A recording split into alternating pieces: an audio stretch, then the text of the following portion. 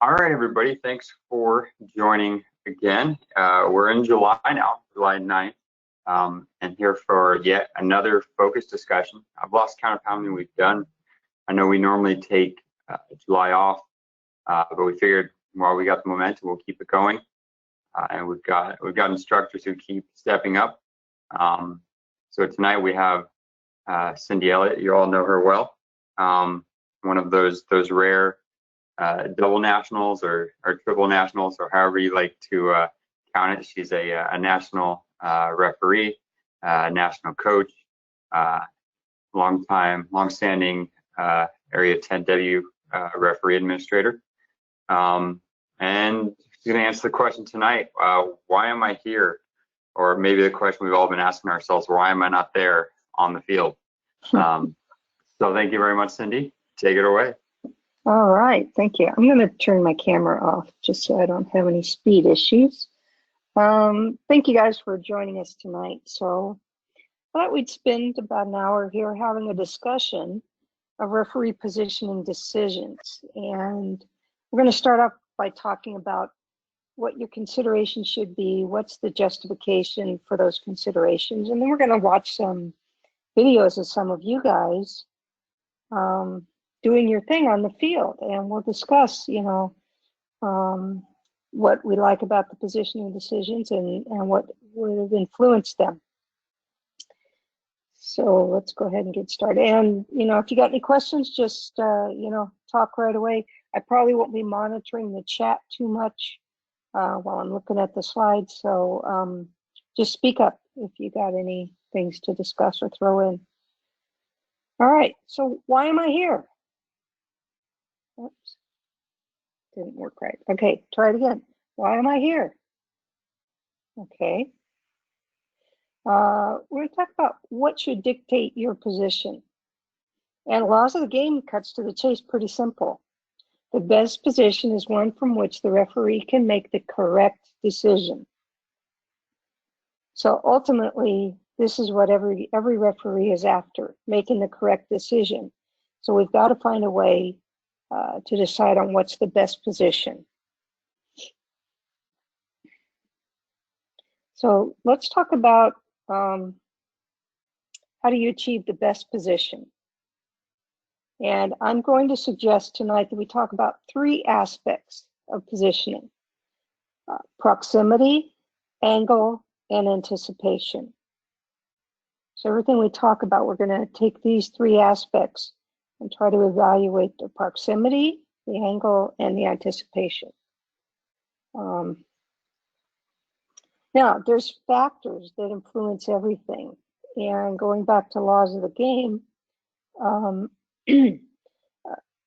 just going to read the quote here. The positions recommended in the graphics are basic guidelines. The reference to a zone emphasizes that a recommended position is in an area within which the referee is likely to be most effective.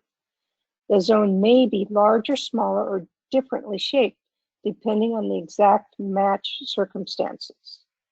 So I want to get your guys' input right away on match circumstances. So let's get input from you guys. What constitutes match circumstances? Age of the players. Okay. Skill level, obviously, of the players. Yeah, you got to consider that, definitely. The temperature of the temperature of the match. Thank you, Kristen.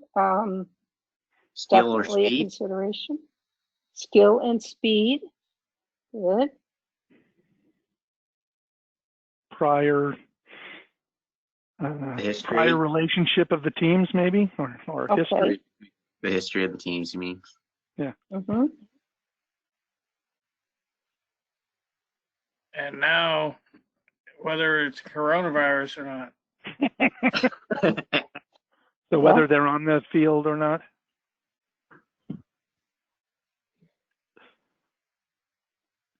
What are some other match circumstances that you might consider? What's going to influence your need for proximity, angle, and anticipation? there are different places on the field that make that more important. Right. Okay. You mean during match play? Yeah, the circuit. You know, is it a goal score? Is it you know, is it in the goal area? Is it Number of players between you and the play that's going on, or the challenge on for the ball. Mhm. Okay. tactics of the team, I suppose? I mean, that's a big thing especially about anticipation. How do they play? Do they play narrow? Do they kick the ball long? Are they ball control? So the tactics and strategy they're using. Okay. Good. Hmm.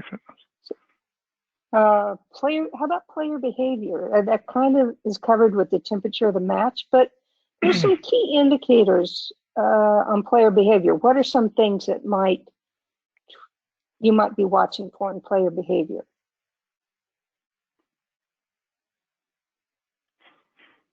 The players talking to each other, what the temperature of that talk is.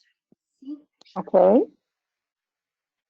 I mean, what kind of feel for the players did you get maybe at check-in? And were they respectful? Were they you know, what was the attitude of the players? Do they feel like they want to win desperately? Do you see a they lot of feel like do they just feel tired? They don't really care what happens. Mm-hmm. Okay, and let's turn that around.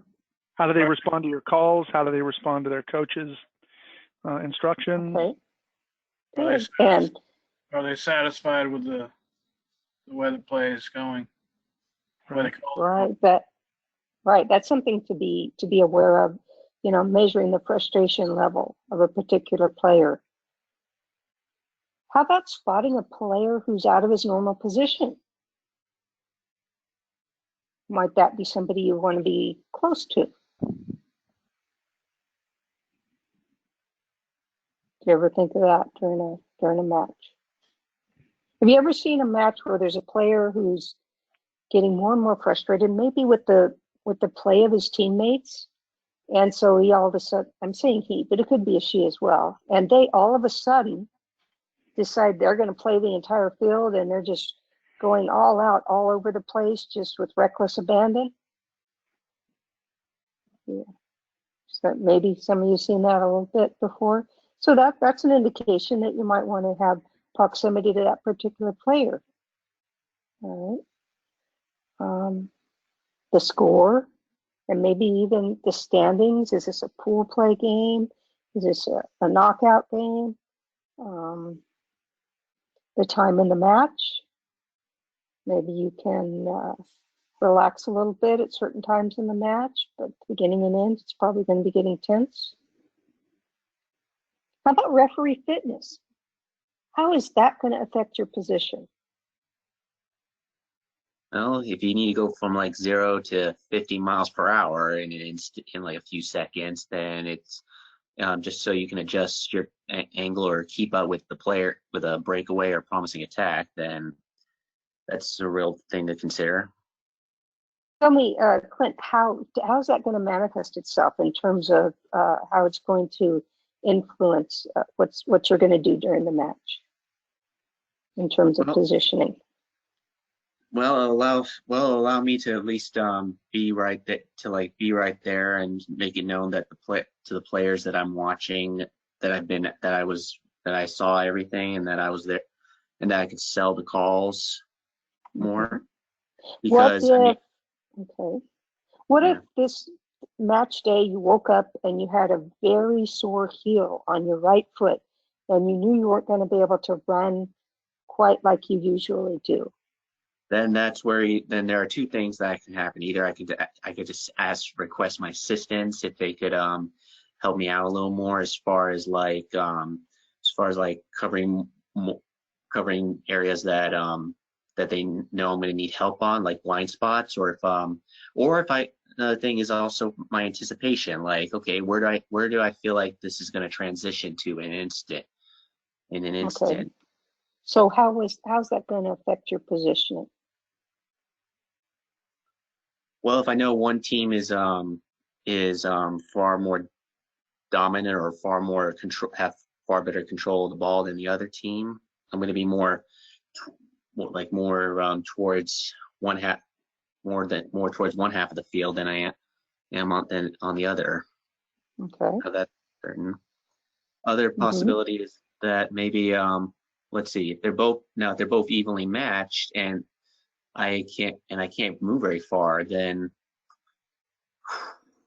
then I really gotta set myself in a position where I can cover both my quadrants while at the same time keep my assistants in view and keep my view of the play that's going on, so that way I know without being like caught with multiple players between me. So Okay. that's the best I can give. Okay. I would add to that, not so much fitness wise, but just recognizing your own abilities as a referee in terms of your abilities to move. Clint obviously doesn't have this problem, but as you get older, you know, I don't know, with COVID-19, I mean, I think I still move and not find yourself being lazy, and that definitely is something that takes more focus as you get older. All right. So, hey, Mike, that's a good point. Can you give me an example of how a referee who finds himself not as fast as the players he's refereeing, how would he adjust his position decisions based on that?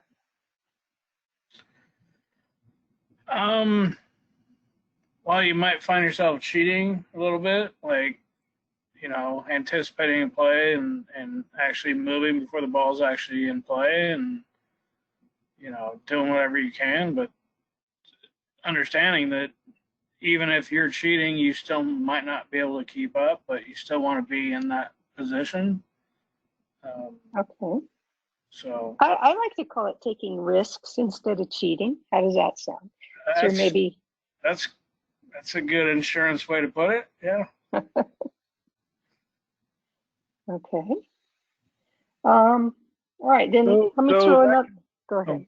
I was going to say, though, that can also work against you depending on the style of play.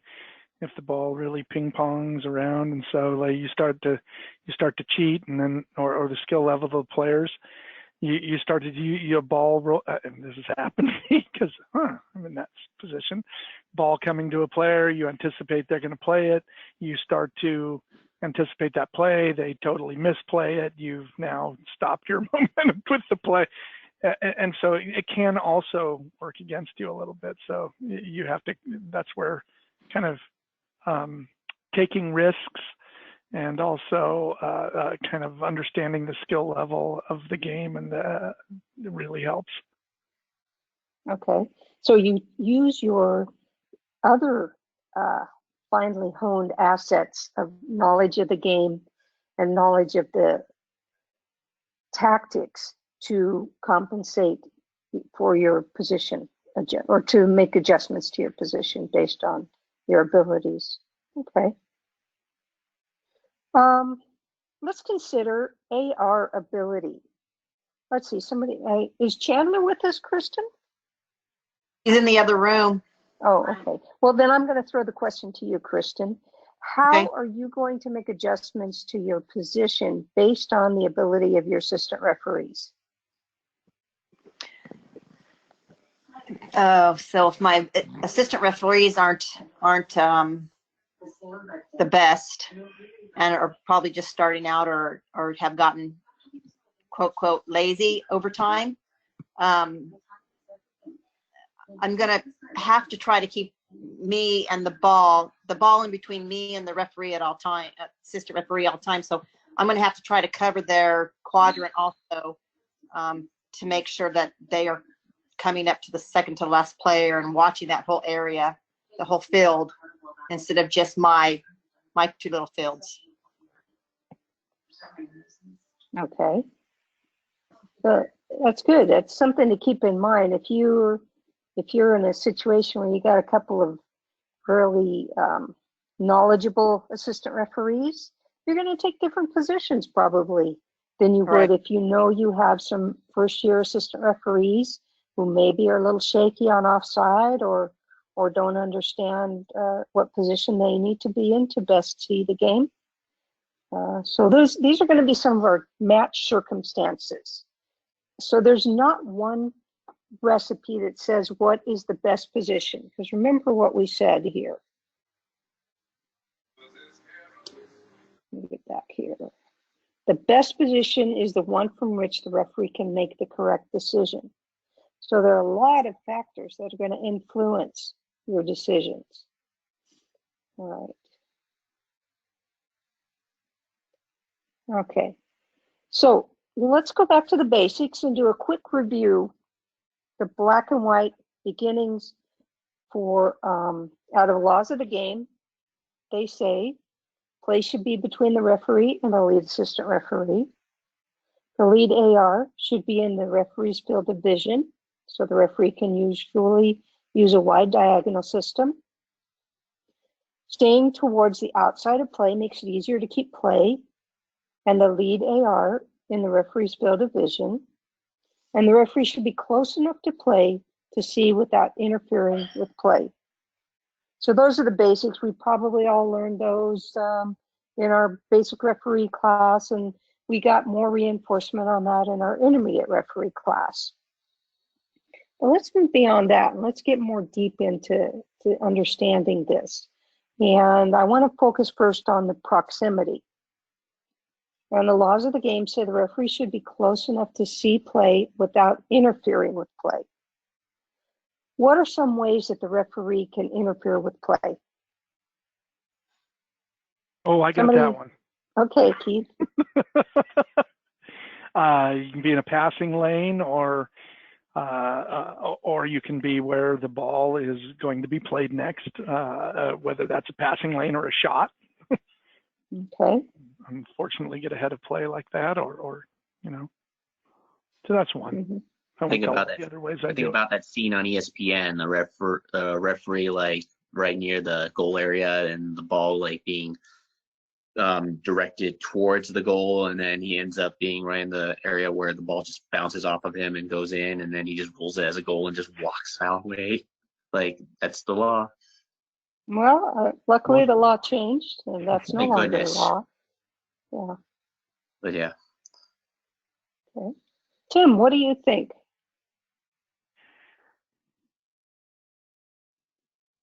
How do you stay close enough to play without interfering with play? What are ways that you can interfere with play? Well, there's many ways you interfere with play. I've been experimenting a lot with trying to be ahead of play as much as I can now, and you definitely, when you do that kind of experimentation, you get in the passing lanes more often, and you've really got to be alert to what the team tactics are to avoid interfering with the offense. So I like the passing lane issue. Okay. Is one I try to avoid as much as possible. Okay, good. So you have to understand the passing lanes. You guys all caught that one. Go ahead, who's speaking up? I wish I could try these classes on first. What do I say? Okay, I don't think she was talking to us. Okay. I think it might be one important note that passing lanes are obviously the biggest challenge, but it's more recognizing and anticipating where those lanes are going to be and getting out of the way. I've been noticing that a lot, especially in the German league lately, that the referee's right there and he's kind of in the way, but backpedaling and sidestepping and just, anticipating where that play is going to go, because you can't just stay out of a channel. I mean, you've got to be there, and then you got to adapt quickly. Okay. I think that's a good point. You do see, I would say, just to echo that, Mike, they're trying to get close. I've been watching Premier League, and I've noticed that the referees are kind of, they're kind of trying to get close to play, and I mean, obviously they are, but I noticed them having to step out of the way and be very aware of where play is happening around them. Now, the players not only at that level are skilled enough to avoid him usually, but they also are skilled enough to use him a lot of times as a shield or to put the ball through where the referee is. So as the skill goes up, if you're there, you'll be a tool, if you will, for them. Well, like I found out that referee is usually a bullseye, and at 12s and 14s, they just like to throw the ball at you. I don't know why, but I seem to get hit more in the 12s and 14s than I have in any other age group. So you got to make sure that you're far enough away from the landing zone that they're not going to use you as a bullseye. Okay. So things, I've got on the screen here, the system of play, what's their arrangement on the field? What's their system? What are their tactics and their style of play? Do they like to go direct over the top? If so, do you have more freedom in your positioning? If they like close in, very precise passes, and like to build up play, what does that do to your positioning? Keith, I saw you shaking your head, so I'm going to ask you, give me your input on your choice on positions based on a team that likes to go direct over the top or a team that likes to make a lot of short, close-in precision passes. Well, a lot of times, my choice of positioning, I mean, a lot of times when a ball is played over the top, it can be a really long, obviously ball. And so I think you have a little more latitude because, there's going to be a ball in the air, and that's not something you're actually very concerned with. You're concerned with where it's going to land, so you can cheat a little bit more, I suppose. What happens sometimes, especially in youth games when they play long balls over the top, there's a striker running down and the ball now is ping-ponged back, and that's what I was talking about earlier about like cheating or taking risks, and then you're hoofing it down there and because you want to get close to where that ball's coming in, and then it's just blasted out of there, and now you're on your horse again. So you can kind of get caught out. I don't know, that one's a tough one for me. Is the long ball team. When it's intricate play, hopefully you can kind of see how that buildup works. Do they go wide? Do they like to play through the middle? Is there a certain player who's kind of the director of the team, and is that play going to go through them? So you can kind of see those that buildup, and you can be closer and you can anticipate it better. So I think you're not going to have just wild long shots go down. So I think you actually have a little better chance to take a risk there and get closer to play because you have a more controlled team. At least that's okay. my take on it. So we're relating all of these things to proximity. So let me see. John, let me ask you. We're talking about proximity.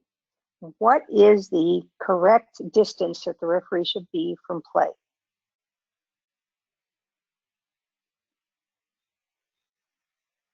Oh, we can't hear you. I think you're muted.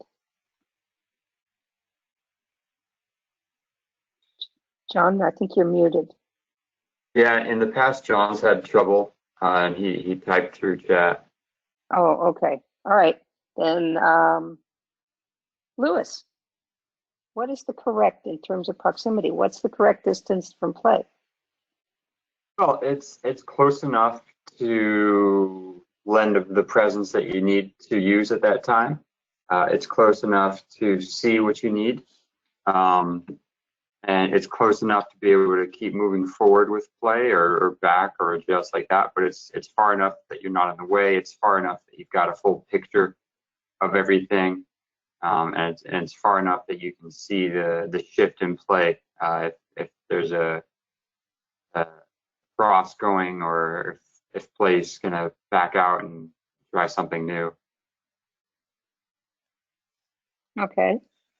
So you did a good job of describing that without giving a number, because it's really not possible to give a number. You know, some people say 20 yards. You should stay 20 yards from play. Sometimes that's not sufficient. Sometimes that's too close. So you're going to have to adapt your proximity based on what's happening in the game.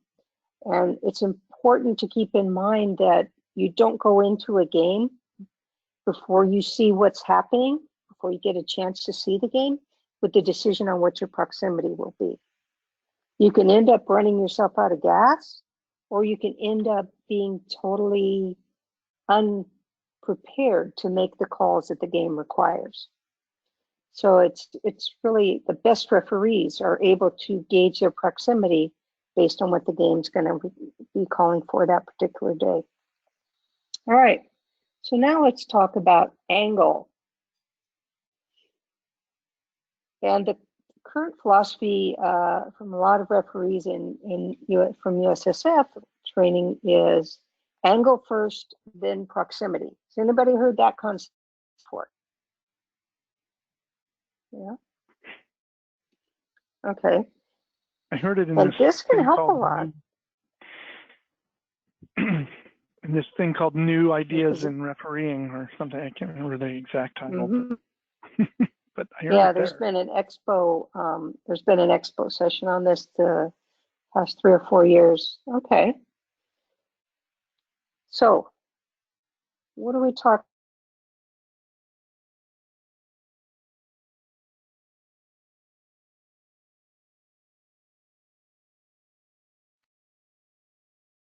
Cindy, we lost your audio. About when we talk about angle. Angle is what we want to do to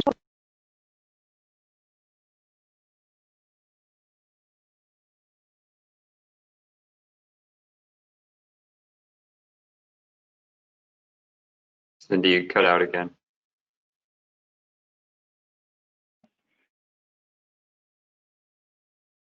She needs that new laptop you got, Lewis. Or, you know, maybe your sister could build her one. audio. There you go. Back. You're back. Oh, okay. I was all right. I said, give me a thumbs up if you can hear me, and all of a sudden it went away. Okay. Thumbs down. Okay. Where did my audio cut out? Right at the start of this. Yeah. What are we talking about angle? Okay. So we talked about angle first in proximity, and let's get into what that means, because it can help us in our positioning on the field. The proper angle allows you to see between the players. So Clint, can you tell me why is it important to see between the players? Well, if we're like, let's see. Well, it's important to see between the players because you want to have, you want to make sure you have everyone in view, so that way, in case someone tries to pull a fast one on you while you're focused on play from a distance, then you can at least be wary of that, and then like prevent a possible confrontation from ensuing as a result. So that's why I say it's a good thing to be between players. So can I paraphrase you to say it's important for foul recognition? Yes. Okay.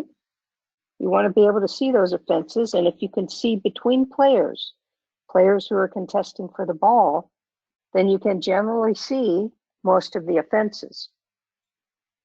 That's correct. The main thing you want to avoid is being in line with 2 players who are contesting for the ball. Because when you're in line with those 2 players, you really don't know what's going on.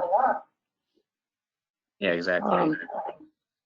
So let's say we're in a situation where the referee isn't quite as fast as the players, and there's one attacker, one defender heading down the field.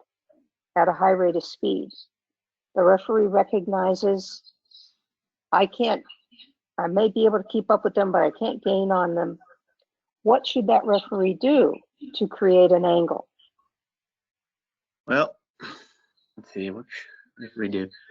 I'm imagining that the play is ahead of him, and he's worried that it's heading in one direction. So, well, let's see. And we're only focused on between players, but are we also considering like the possibility of like trying to keep our assistant in view as well? Our lead Let's assistant? make that a lower priority at this point. Okay, lower priority. Well, if they're like close to a touch line, I mean, I would pretty much like try to move my angle more towards the play or more towards the inner part of the field, just so I can see the because I know they're eventually going to try to turn towards the goal if that's the case. So I would usually like to side swipe a little bit if I can. If not, I would run an angle, not like precisely in line with the player in the direction of the play per se, but basically away from play, just so I can give good eye view of where their arms and legs are located. Okay, so I think it's critical you mentioned a point there that you don't run straight behind the two players, because even if you're gaining ground on them, you really don't know what's going on in that play. So the general rule of thumb is you usually want to be at about 45 degrees back and to the left of play. That's going to probably give you the best angle and the best ability to somewhat keep play between you and your lead assistant referee. But like you said, this requires you to do lateral runs. So with the philosophy of creating a good angle, what you want to do first is make a lateral run to create an angle and then gain proximity as best you can. It's important to have that proximity, like Lewis mentioned, to sell your call, to have credibility, to be present. But in cases where that's not possible, it's vital in order to make the correct call that you see the play, and you can see the play by creating an angle, making a lateral run. And I've been reviewing a lot of referee videos over the past couple of days trying to prepare for this course. And probably this is one thing I think most of us could improve on the most, is making those lateral runs in order to create the angle, and not being so driven that you have to do your physical best to gain proximity, but proximity isn't really buying you anything because you can't see what's going on. You guys agree? So I agree. this is Yeah. something to keep in mind then when you're positioning yourself on the field. Create that angle first, then proximity. All right. Or another way maybe to think about it is angle should complement proximity. I think everybody's trying to be proximate, but we can't always be there. But I think the question today in the referee world is left to play the best angle or most appropriate angle? Could it be the right of play as well? I think it certainly could. And you notice here on the slide, I put usually, because it's usually a good idea because it puts you more wide of play and out of those factors that when you do decrease the proximity are going to become a factor. And you don't have to cross through play, but it certainly could be a better situation to go to the right of play. Definitely. All right. So let's move on to our next topic, anticipation, being more proactive and less reactive. Who can give me some examples of anticipation?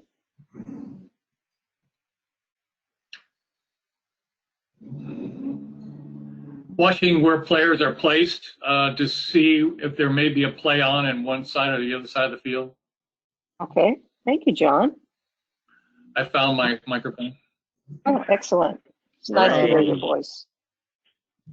Seeing the tactics of the team, like we talked about before, do they play intricate ball through the middle? Do they like to play out wide and cross the ball into the center with runners going into the area? Do they, and to the same point, how do they play on the field? Do they play out of the back and build up? Do they play the long ball? Ooh, Mm-hmm. like Good. consider like the incident with Chelsea and Man City. If any of you saw that game, like how Christian Pulisic basically outran all those players and then only had 2 defenders to deal with. It's always a good idea to identify the fast player who's like and where his position is, so that in case there's a breakaway, you can at least say, okay, I need to be right here because just so I can be present for anything that happens in the area. But at the same time, in case there's a breakaway, I can make my run knowing that this guy's going to start bolting like crazy. So that'd be like a 1v1 situation. Okay, So. good. So I think I've got a couple of things here I put on the screen that we want to consider on being more proactive and less reactive. Knowing the principle of play, and Miller talked about this in his presentation a month or so ago. Remember, he talked about, and you can go back and review that presentation, the principles of attacking, the principles of defending. And this is one way that coaches really gain an advantage as a referee, because they understand those principles of play very well. Particularly if you don't coach, it's important for you to understand the principles of play. Maybe even take a coach class. Reading the play, Keith mentioned, and Clint mentioned, understanding team tactics and strategies. And John mentioned, where's that play going to go next? Those are usually pretty predictable. You usually can identify their tactics and strategies and keep that in mind and being proactive. Being prepared for the next phase of play. For instance, if the ball's gone out of play, you're going to have a throw in. Being prepared for where's play going to happen next and being in that position. That's a way to be proactive. And I think a referee who is anticipating is always moving on the field. Not always running, sprinting, but moving on the field in anticipation of what's going to transpire next based on the tactics of the team, the principles of play, to prepare yourself better to be in a good position. I think that's a really big one, Cindy, and you know, I got counseled that because of, I think, and it's probably just me because I'm not the fastest, but Chris Doucette noted that for me. He's like, look, you know, you want to change speed, but you can't go from 0 to 10, which is what I do. But you know, you can't go to 0 to 60 if you're not at least moving. And so he said, do a slow jog. You know, I mean, don't walk, don't stop. You know, just do a slow jog around. And it really, I think that really helped. It helped me just think about it, like doing that slow jog, and then you're ready to go when you have to accelerate. And I think that's just a really key thing, because once if you find yourself standing there, don't. I mean, just, you know, you're going to find, you will. I mean, you'll find, and then you have to say to yourself, hey, what are you doing? Like, let's get moving. You know, you can always get moving, you know, as soon as play's going. So anyway, I think it's Thank you, Keith. And this is something that you're going to find a lot of assessors and mentors are going to say to a lot of referees. You need to anticipate better. But you need to really understand what anticipation means. In order to have anticipation, you really have to understand the game and have the skills needed to read the game. Sorry, my dogs are interrupting. My dog. It's my dog. She's a little noisy. Yellow card. All right. I would also add to that not only team tactics, but individual tactics. And that's more from a defensive perspective where you notice, an individual being more aggressive and, anticipating what he might be doing. Mm-hmm. Very good. All right, so let's keep anticipation in our toolbox. So now let's watch some referees in action. And a lot of you are going to recognize yourselves in some of these videos. But I want you to watch these clips, and then we're going to talk about them and see what I want you to keep in mind: proximity, angle, and anticipation. And let's analyze these from those three standpoints. So let's go with the first video. I think this one stars Chandler.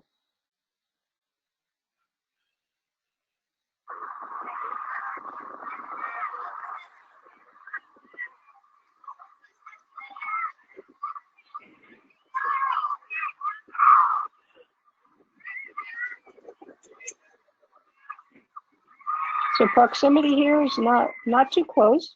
Looks like he's creating angles.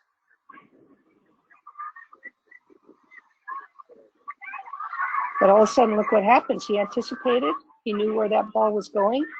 He got there almost before the ball did.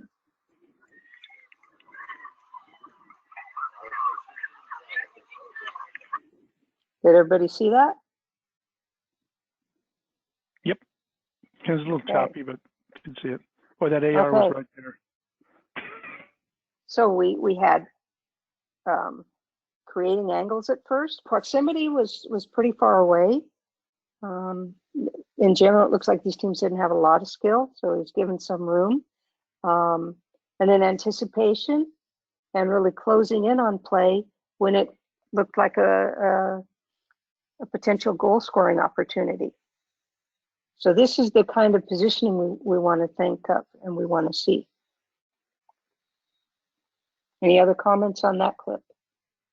Not only that, Cindy, but he was moving. He kept moving back and forth and trying to anticipate things. Mm-hmm. All right. Now, let me see if I can get this to go to the next video. Okay, here we go. Let's watch another clip.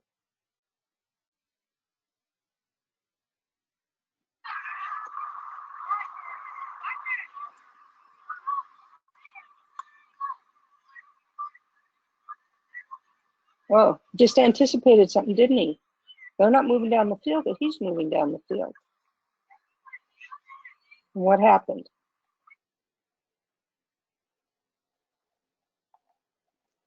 So what happened there? Anticipation? A gamble. A gamble, right. Possible breakaway. Okay.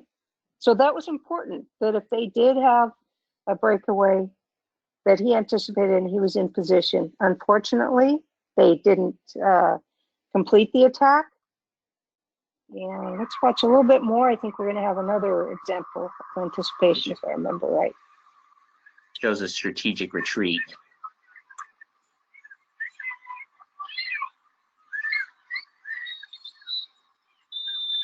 All right, now this time they do move the ball forward, and he's already moving with them.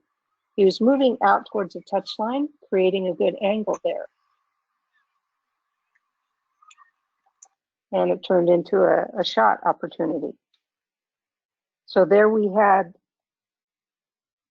not a lot of proximity, but we had angle and we had anticipation. And he was improving his proximity as they approached potential goal scoring situation.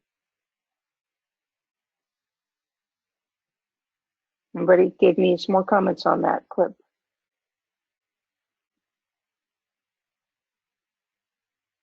Good there? Okay. I guess the question on that one would be, should the proximity be wide at that point if you're not there, or should it just be more close? But it looks like there was plenty of space for that person to move, so I wouldn't be too close, because then I would be like really interfering with play. So he's headed out wide across the field. Now he starts coming back when they retreat. There's that ping pong. Mm-hmm. Bam. Is that the same player? Not sure. Now he's still heading wide. By heading wide, he's getting it. He's got an angle so he can see between those players.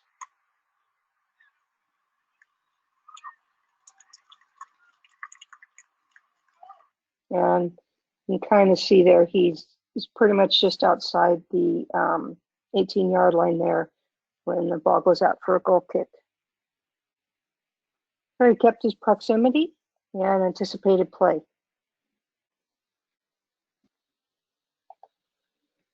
All right, let's watch another example.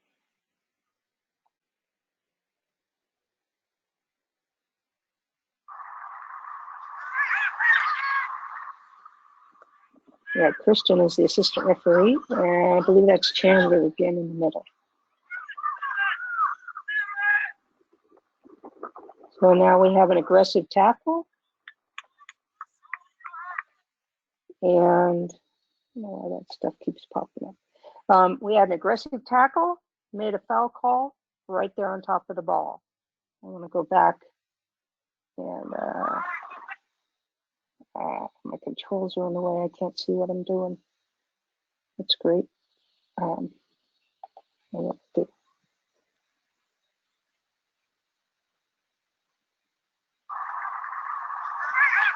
There we go. So the ball's crossed. So play's going back and forth. Now he senses an attack. Closes in quickly.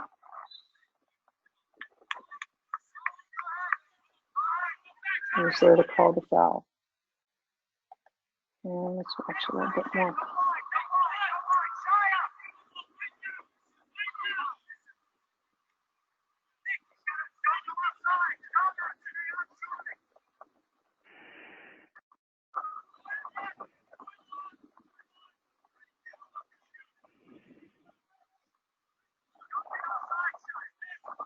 All right, and then the ball went out of play.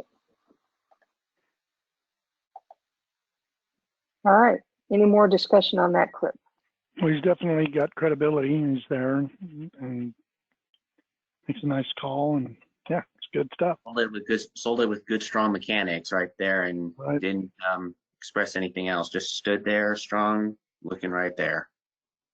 Okay, and he was there. What about when the ball was in play on the near touch line? What were some of the factors you think went into his decision there to not get proximity to play?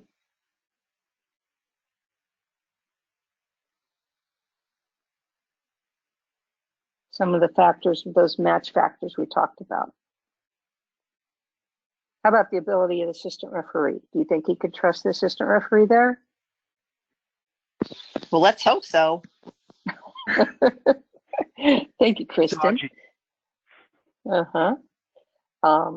Well, except she's on the far side of the field. Is that what you're referring to? I mean, he needs to make that call because.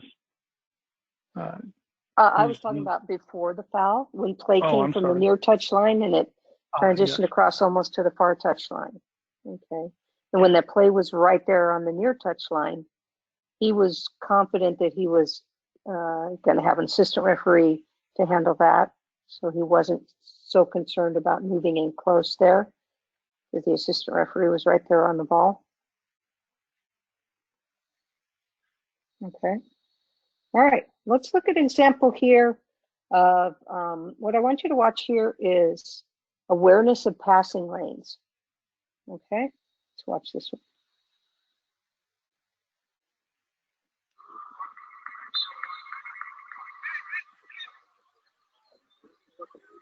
This one's starring Garth.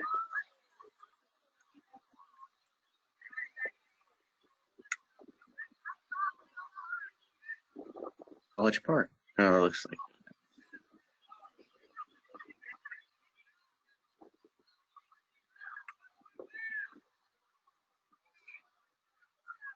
All right, see him backpedaling there? Why is he backpedaling away from the ball?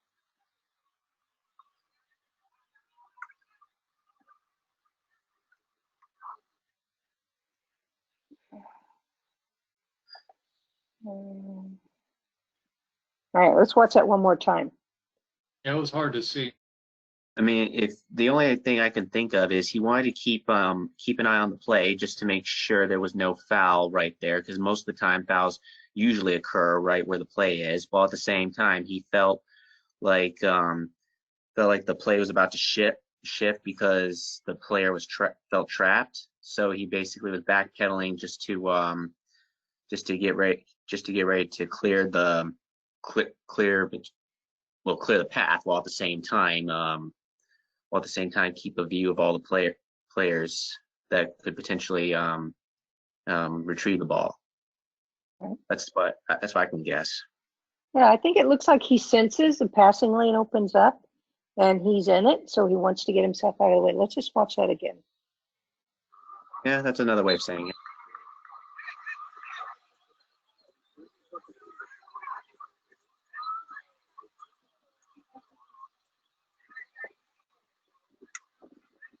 He's following the play to the far side of the field.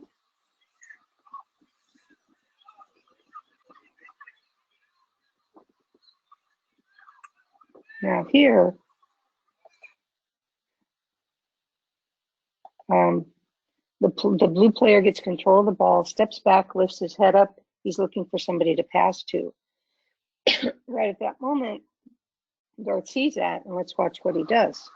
He backs out of the way as soon as he sees that player pull his head up and start looking for someone to pass to. You guys agree? Disagree? What do you think? You might want to know Garth as a coach as well. Good? You saw that? Seems logical. With a couple of steps back, he cleared out of the passing lane. He sensed that he had the potential to be in the way, and he moved out of the way. So he gave up proximity in order to be out of way, so he didn't interfere with play. All right, let's keep going here. Oh. There we go. All right. This one I think is starring Tommy. I want you to watch Tommy. I think he's a good dancer. He's very good with footwork. You see that pirouette? Again? But here, they're doing longer passes. So he's putting himself in the middle of it. Okay. So, oops. Let's go back. Watch that again. I want you to watch how he's maintaining proximity to play and a proper angle. He's not having to move too much up and down the field.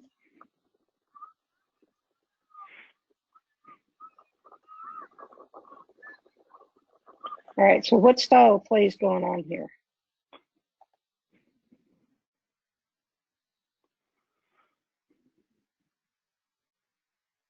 How would you describe it, Keith?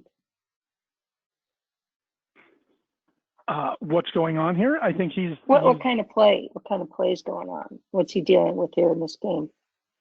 Well, kind of I would say, kind of a little bit disjointed, but kind of back and forth in the middle of the field, and he's keeping an eye on it. I mean, it looks like it's all kind of around the center. It's not really going wide. There's not long balls. Ball isn't really moving super fast, so he's just keeping an eye on it. Doesn't look like it's, I mean, so he's staying with that, and I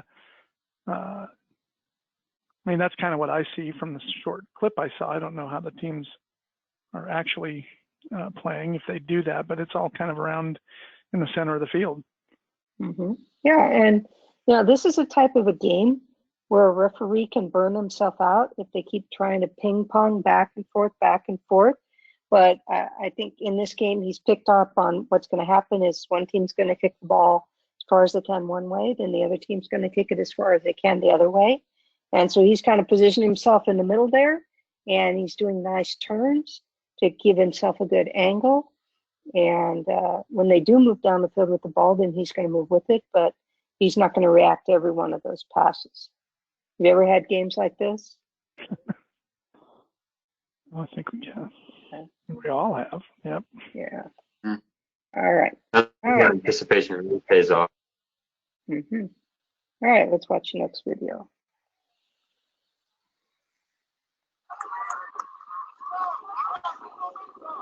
Now this is Darren.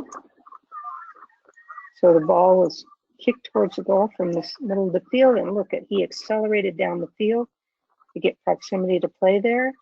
Now play's coming back up the other direction.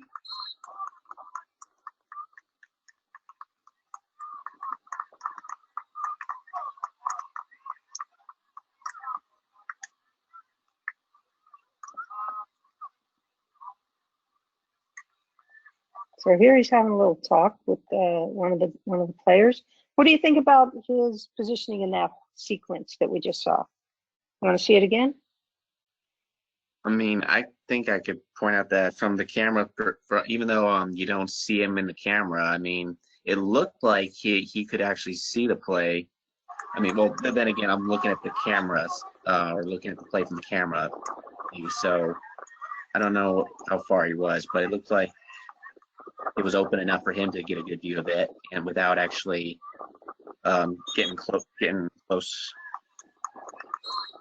Well, I mean, yeah, and he got down there, because there's potential for Shot on goal.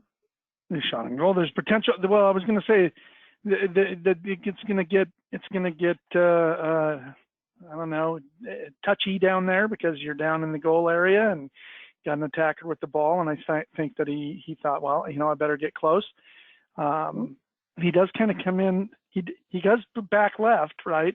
But as he sees plays going out to the outside of the field, I think he's in a really good position to make a call and be close in case something significant happens there, which that's an area of the field that you have to be aware of something significant occurring.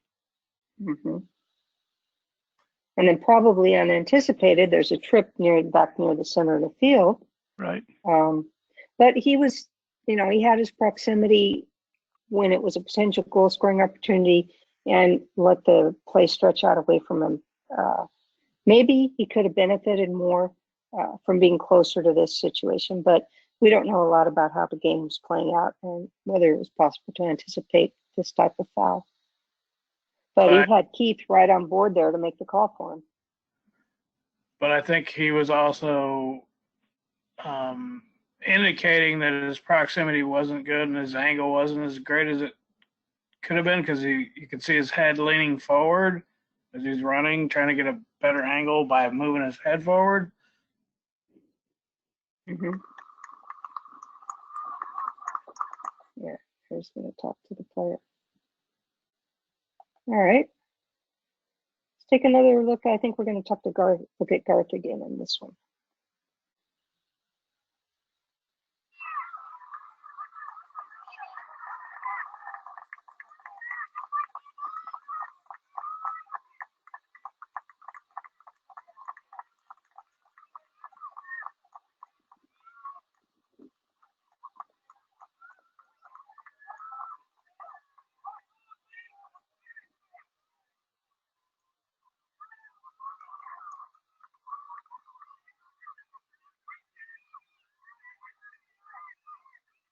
Okay, pretty close there. You saw play was moving away from him. He was kind of trailing it.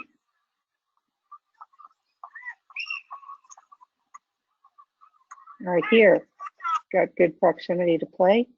Called a foul right there. He's right on the ball. Came across the field. Kind of looks almost like looks like he's doing everything according to your PowerPoint slide regarding angle and proximity. Okay. So, and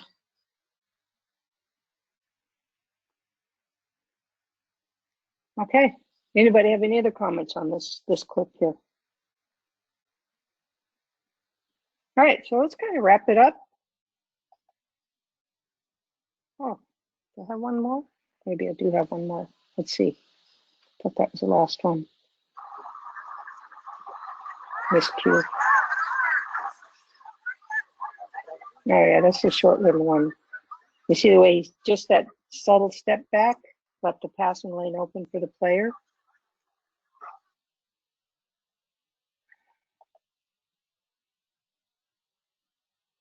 All right. I wanted Let's to see look the at top 5 Brandon. use of knots, but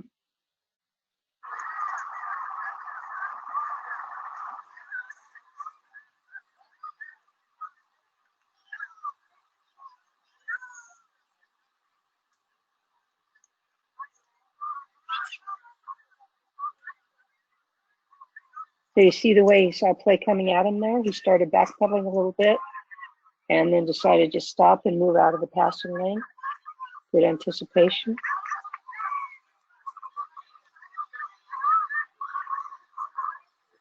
Here again, ball's going back and forth over his head, and he's just pivoting around one way and the other to watch play. Right now, it's getting a little competitive, a little push there. How do you think he could have? Do you think he could have created an angle there to see that push?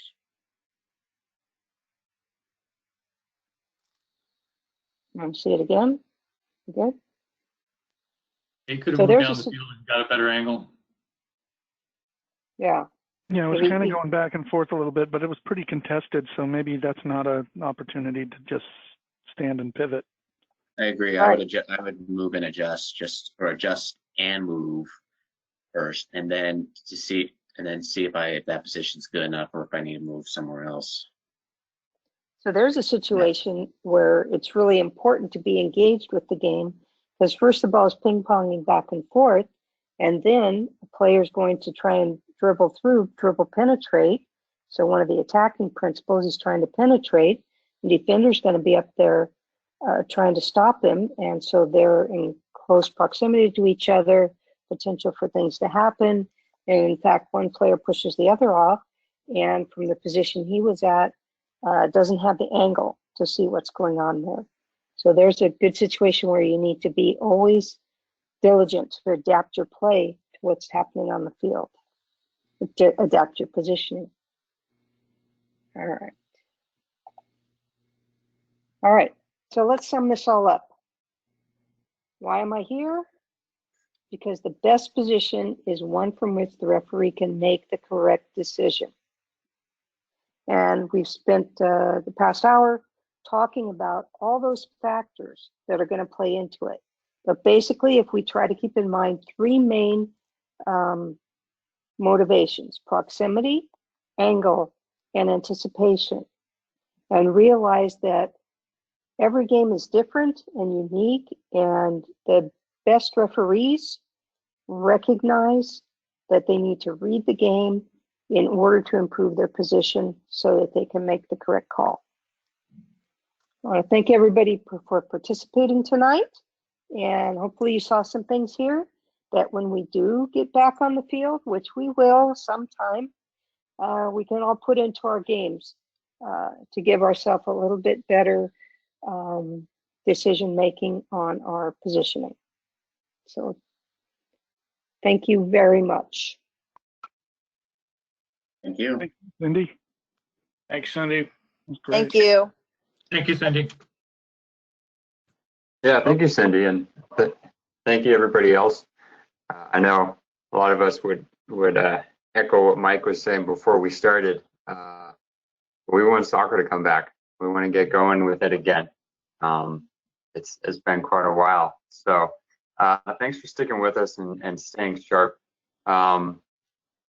The next session we have is in 2 weeks, and we've got Bob Hurwitz and Alex Diaz working together on that one. So that should be certainly colorful and I think insightful. That should be entertaining. So remember, that's in 2 weeks. That would put it on the 23rd. So please do join us then. Again, thank you very much, Cindy. I'm going to put an end on the recording right now.